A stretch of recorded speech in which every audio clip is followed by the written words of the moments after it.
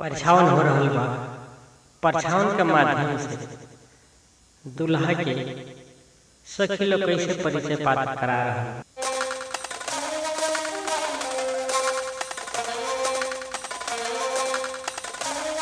You are listening to BMB Music.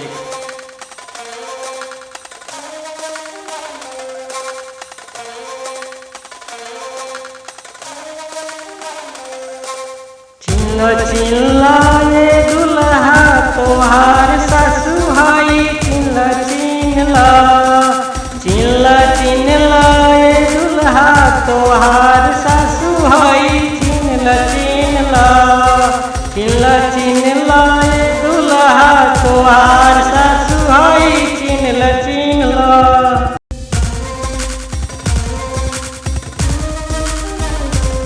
चिल्लाए दुल्हा तोहार सासू भाई चिल्ला खुशी में नमरिया लुटा देले हई चिल्ला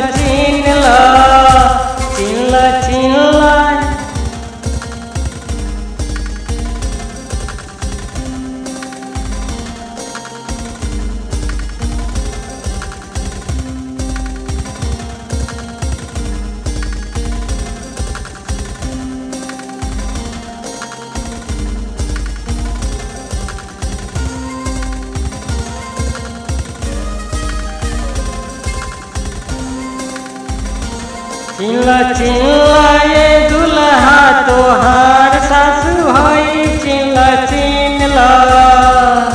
खुशी में हाजरिया की साथ देली हई चिल्ला